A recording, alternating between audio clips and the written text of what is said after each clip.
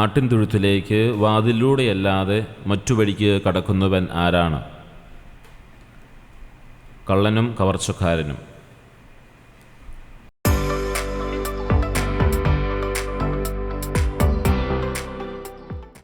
വാതിലിലൂടെ ആട്ടിൻതൊഴുത്തിലേക്ക് പ്രവേശിക്കുന്നവൻ ആരാണ്?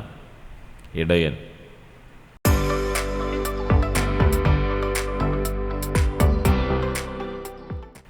ആടുകൾ ആരുടെ സ്വരമാണ് തിരിച്ചറിഞ്ഞു കേൾക്കുന്നത്? ഇടയൻ്റെ.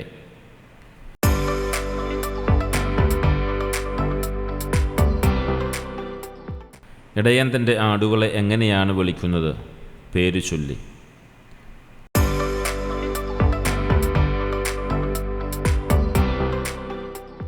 ആടുകൾ ആരെയാണ് ഒരിക്കലും അനുഗമിക്കാത്തത്?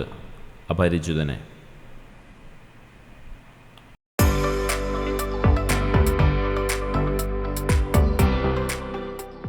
യേശു സത്യം സത്യമായി ഞാൻ നിങ്ങളോട് പറയുന്നു എന്ന് പറഞ്ഞുകൊണ്ട് താൻ ആടുകളുടെ എന്താണെന്നാണ് വിശേഷിപ്പിക്കുന്നത്? വാതിൽ.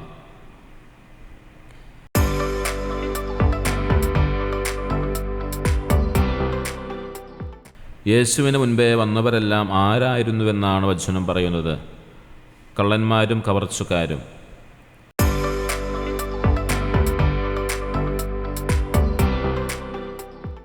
യേശുവാകുന്ന വാതിലിലൂടെ പ്രവേശിക്കുന്നവർക്ക് എന്തു ലഭിക്കും? രക്ഷ.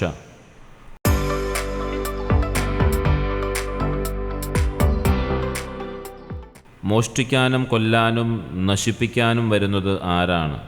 കള്ളൻ.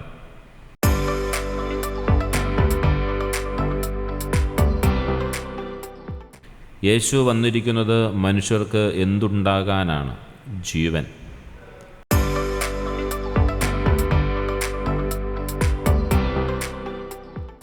നല്ല ഇടയൻ ആടുകൾക്കു വേണ്ടി എന്ത് അർപ്പിക്കുന്നു? ജീവൻ.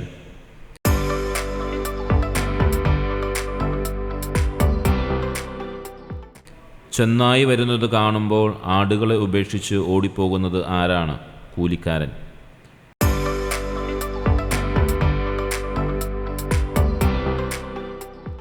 ഈ തൊഴുത്തിൽപ്പെടാത്ത മറ്റെന്തുകൂടി എനിക്കുണ്ട് എന്നാണ് യേശു പറയുന്നത്? ആടുകൾ.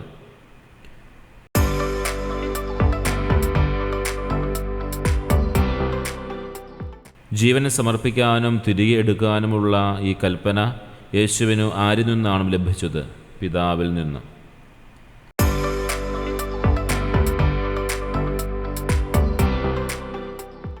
യേശുവിൻ്റെ വാക്കുകൾ മൂലം ആരുടെ ഇടയിലാണ് വീണ്ടും ഭിന്നതയുണ്ടായത്? യഹൂദരുടെ.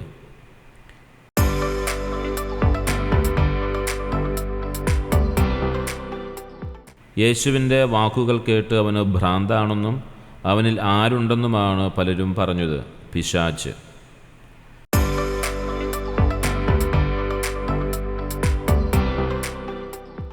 ജെറുസലേമിൽ ഏതു തിരുനാൾ ആഘോഷിക്കുന്ന സമയത്താണ് ഈ സംഭവങ്ങൾ നടക്കുന്നത്?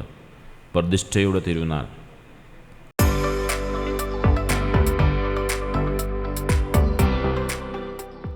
പ്രതിഷ്ഠയുടെ തിരുനാൾ നടക്കുമ്പോൾ അത് ഏതു കാലമായിരുന്നു?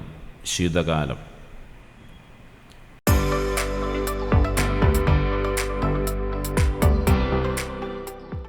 ദേവാലയത്തിലെ ഏതു മണ്ഡപത്തിൽ നടക്കുമ്പോഴാണ് യഹൂദർ യേശുവിൻ്റെ ചുറ്റും കൂടിയത്?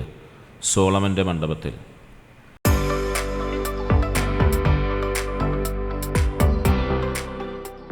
താൻ ചെയ്യുന്ന പ്രവൃത്തികൾ ഏത് നാമത്തിലാണ് ചെയ്യുന്നതെന്നാണ് യേശു പറഞ്ഞത്?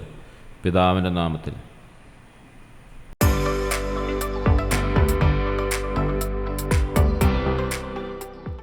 തനിക്ക് അവയെ അറിയാമെന്നും അവ തന്നെ അനുഗമിക്കുന്നു എന്നും യേശു പറഞ്ഞത് ആരെക്കുറിച്ചാണ്? ആടുകളെക്കുറിച്ച്.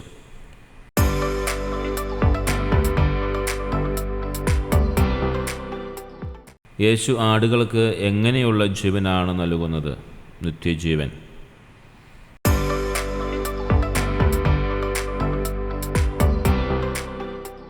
ഞാനും പിതാവും എന്താണ് എന്നാണ് യേശു സ്വയം വെളിപ്പെടുത്തുന്നത്?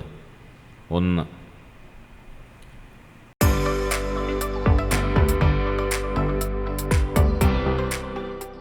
യേശുവിനെ എറിയാനായി യഹൂദർ വീണ്ടും എന്താണ് കയ്യിലെടുത്തത്? കല്ല്.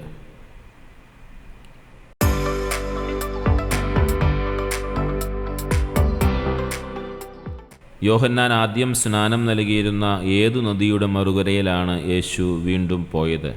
യോർദാൻ്റെ.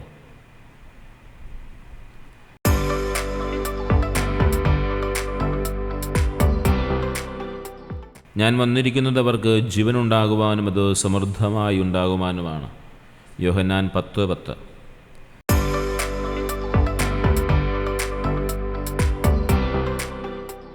ഞാൻ നല്ല ഇടയനാണ്, നല്ല ഇടയൻ ആടുകൾക്കു വേണ്ടി ജീവൻ അർപ്പിക്കുന്നു. യോഹന്നാൻ 10:11.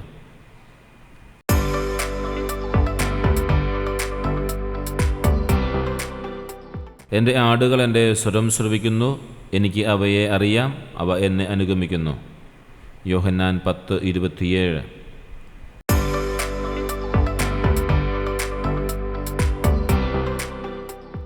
ഞാനും പിതാവും ഒന്നാണ്. യോഹന്നാൻ 10:30.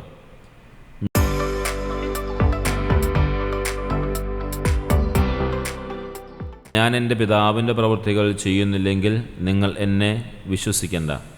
യോഹന്നാൻ 10:37.